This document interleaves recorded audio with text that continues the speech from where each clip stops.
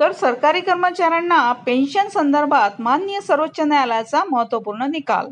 तर काय निकाल दिलेला आहे ते आपण पाहूया.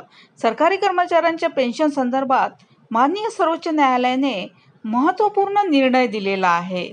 तो म्हणजे पेन्शन हा एक सरकारी कर्मचाऱ्यांचा अधिकार आहे. तसेच निवृत्ती वेतन म्हणजेच पेन्शन सरकारी कर्मचाऱ्यांचा अविभाज्य असल्याचे सदर निकालामध्ये म्हटले आहे. आता तर पेन्शनची रक्कम ही वेतन बँडच्या 50% पेक्षा कमी असू नये. तसेच